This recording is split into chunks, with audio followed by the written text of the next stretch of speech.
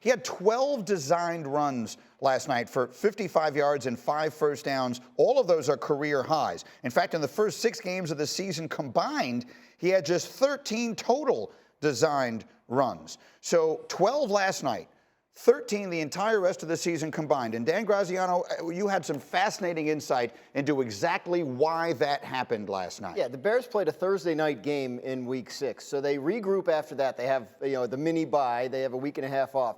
Coaches meet with the front office. They talk about the young quarterback. He's developing. He's learning a new offense. We need him to be more confident. How can we put him in the best possible position to succeed and build that confidence? One of the things that's brought up is the idea of more designed runs, because he does seem to do well when he's on the move, but so much of that so far this year has been improvised, right? Scramble stuff. Maybe if we put him on the move a little bit by design, then more will grow out of that. And look, off of last night's game plan and the success they had, it looks as if that was a good decision, because they put him on the move. And when he did throw the ball, he did seem to be throwing it with confidence. You see the swagger after scoring the touchdown. This is the player they want to see, right? Because they believe in his ability, his talent, his leadership, all that stuff. They just feel like he's learning a new offense. He's still a young player in the league. He needs to grow, but we need to put him in the best possible position for that growth.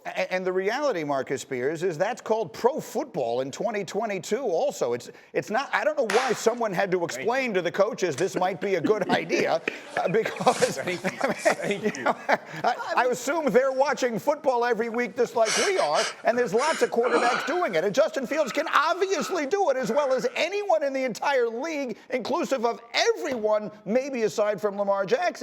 And so I'm not going to give out cookies because they figured out, let's let the guy run with the ball. That said, Marcus, that looked a whole lot better last night than most of what we've seen in his first year and a half.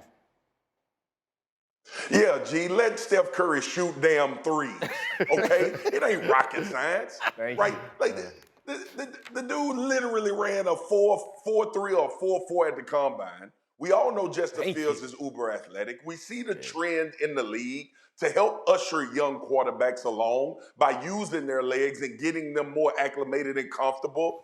That's what they want to go to anyway when plays break down. We had this conversation about him holding the ball too long, going through his progressions. You know how you speed that up? You say, Justin, we're going to implement some QB run for you. We're going to make things easier.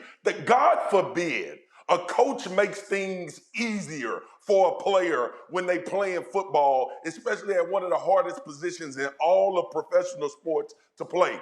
And then, God forbid, it pays dividends and they listen to people that talk on TV. Because y'all know, based on when we in the locker room, we don't know a damn thing. Justin Fields, coincidentally, is a super athlete and he can run fast, and it helps with his passing game. It helps his process in his decision-making faster. Thank God that epiphany took place week 7 of the NFL season. What do you think, Chad? Most complete game of his career, and for 2 reasons. Not only did they implement the 12 runs and all that kind of thing, third down conversions for him, they were 11 of 18. 10 came directly off of Fields. And so when you think about a quarterback sustaining drives, making big plays, he had a 3rd and 14 that was a scramble he made. He had a 2nd and forever where he dropped that ball to Mooney on the edge. Like, this guy is making plays that sustain drives, which keeps this thing going and allows you to bludgeon teams, which is what the Bears want to play like. So as you're looking at this football team, it's the most complete because it's not just about his arm, not just about it's totality.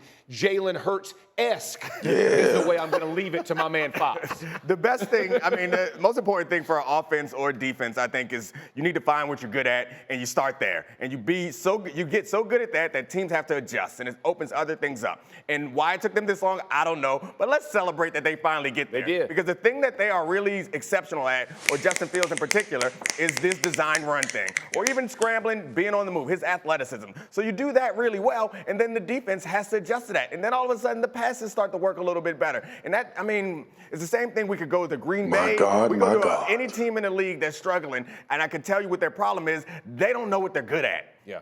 First you figure that out, and then you can build off of it. Thank you for watching ESPN on YouTube. For live streaming sports and premium content, subscribe to ESPN+.